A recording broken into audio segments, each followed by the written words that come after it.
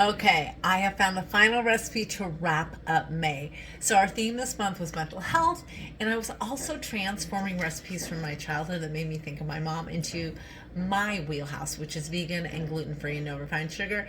So what I've done is something that also covers that. It covers upcoming Memorial Day and summer, and that's strawberry shortcake. All right, so I'm getting ready to make biscuits, and what we're doing, I'm going to use almond flour today because that's what I have. You can also sub out like a gluten-free mix. My recipes will not work other than that. My favorite thing to do is take my good old friend Betty Crocker and take her recipes and not fix those, but transform those. So I've got 2.5 cups of almond flour. And what we're going to do, because this does not have gluten, we need a binder. Okay, so we're going to use some xanthan gum.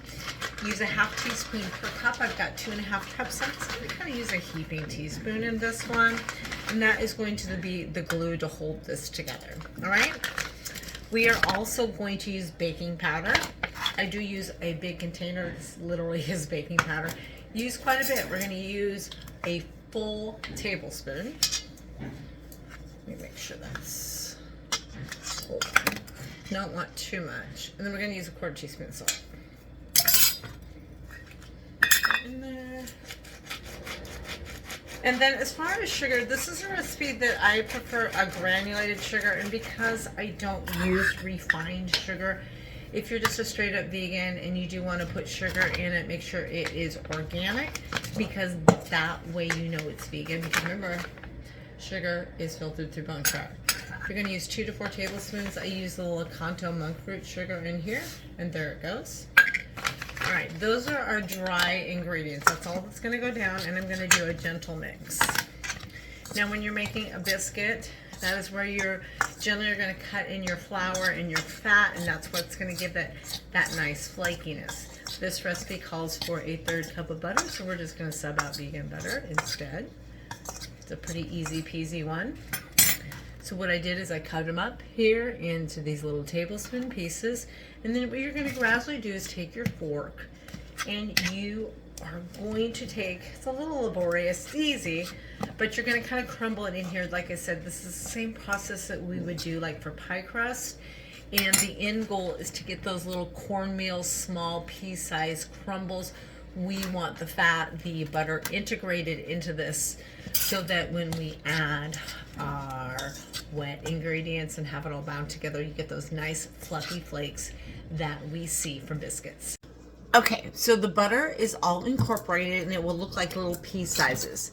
You're going to want to use a fork or a pastry cutter, because if you use your hands, then your heat of your body is going to melt the butter. All right, so I always start with less milk at a time, because sometimes I feel that it doesn't quite need it all, and so I would rather just kind of add to it. So this recipe calls for a cup. I'm going to add probably about 2/3, and I'm looking here and I know I'm going to need to add more. I'm going to go ahead and add the rest. And then what we're going to want to do is it will all come together, and we're going to take it and we are going to knead it, and it will ball up. And then what I'm going to do, if it's too moist, I'll add some flour, and if it's too dry, I'm going to add a little bit more milk. I'm going to knead it, ball it up. We're going to roll it out and make the biscuits from there. All right, we got the perfect ball. You can either pat it out or roll it out. The way I like to roll it out, because I don't like a big mess, is I put parchment paper down, then the dough, and then some more parchment paper. I'm just going to roll. We're going to go about 1/2 inch thick. Like I said, you can pat it out, you can roll it out, however you want to do you. Okay? Turning it, of course, because I'm trying to keep it round. And I actually did a half recipe of this. I did not like the previous dough I had, so I started over. All right, so we're at about 1/2 inch. Couple different tricks. I actually don't use cookie cutters. You can use the top of a lid of a glass. You can dish it in a little bit of flour, and it will do that out. Or you can use a. All right, so I made a half recipe, like I said, so it's only going to make, this is actually just going to make like 2 biscuits. So I flattened it out just a little bit more, and I am going to go a little bit smaller on these. I do want to get 2 out of them. Let's see what we got here.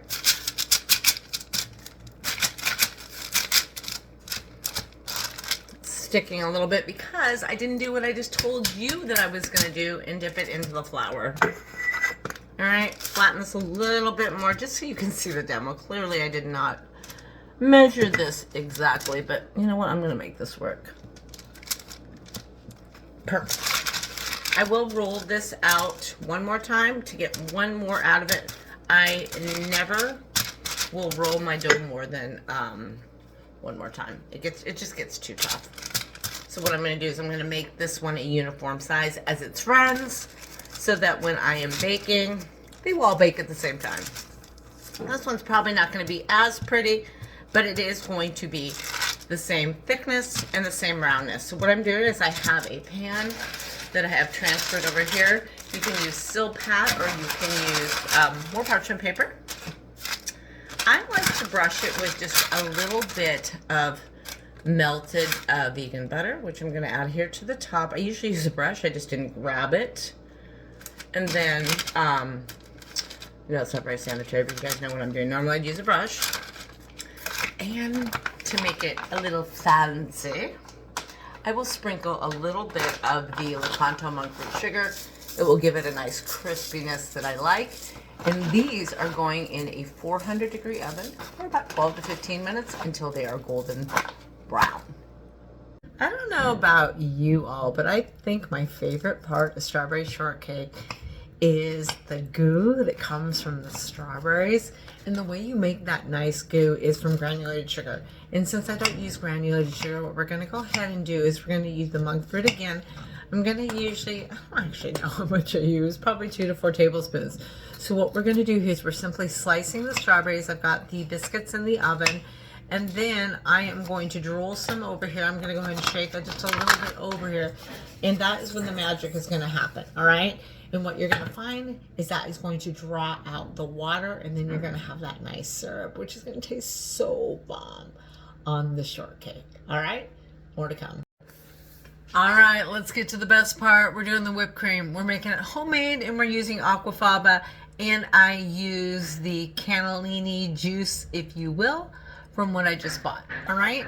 Here you go, never dump that out, y'all, all right? And you can see this is frozen right here. If you can, freeze the bowl and the little doohickey. It's gonna make it a lot nicer, all right? So I'm gonna pour this in, and it really is just like traditional dairy whipping cream from here. I'm gonna add a little bit of cream of tartar. That's gonna help stiffen up those peaks, maybe a quarter teaspoon. I am going to add about a teaspoon or so of vanilla. I didn't have very much aquafaba in here, all right? I don't add the sweetener yet. So what we're going to do is we're going to give it a whirl. It's going to take a while. It usually takes about 5 to 10 minutes. I'm going to get that going. I'll come back to you when it's done. I'll tell you exactly how long it took to get to that point. I wanted to key in on something to note. When it is about 2/3 through, we are going to go ahead and add the powdered sugar.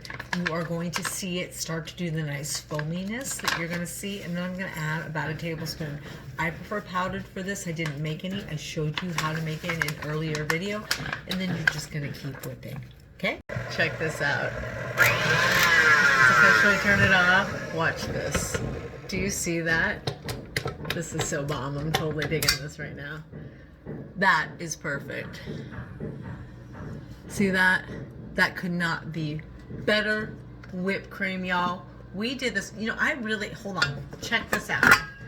I want you to really see, this was just from 1 can of beans. That is how much whipped cream I make. This is gonna be close to a quart. So what I'm gonna do is I'm gonna go ahead and put this in the fridge. And then when the biscuits cool, we're going to put the strawberry shortcake together. But this was a really simple aquafaba whipped cream that you can clearly use for more than just shortcake. All right, let's put it all together. I'm going to show you the biscuits.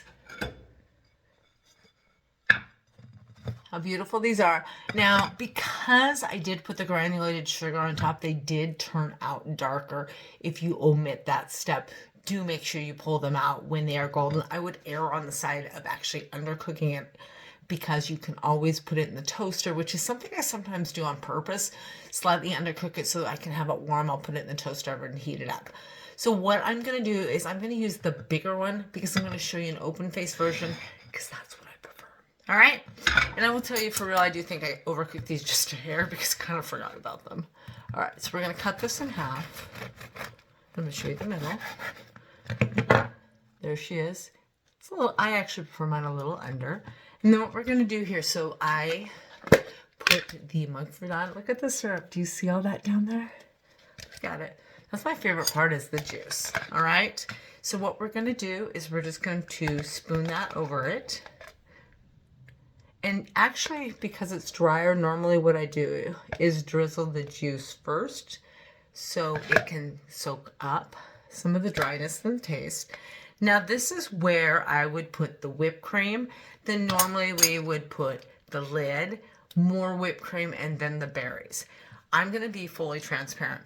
I did a demo of homemade whipped cream. I did it for meringue and I forgot to save some for the demo. So what we're going to do here is I'm going to show you two different alternatives to this, or additions.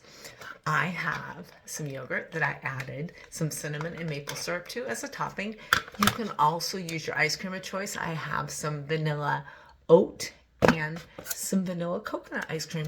Those would be all bomb on the strawberry shortcake. So what I'm going to do here is I am going to spoon the yogurt on this. And then if you want to top it with the lid and put more berries, go for it. All right. And that would be, you know what, let me demo that for you. Okay. And because Memorial Day is coming up, and this will give me an opportunity to show you, for if you're feeling a little USA red, white, and blue, you could also sprinkle some blueberries on it, and then it would be kind of cute for an event. So let's do it just like that. And I'm going to sprinkle the blueberries as well. Woo! You get the idea. So, strawberry shortcake, vegan, and honestly, you could take your favorite biscuit recipe and just sub out the plant-based milk and vegan butter and you're good to go. But this is shortcake, seasonal, Memorial Day, July 4th. Actually works for mental health because we need our antioxidants. Try it and let me know what you think.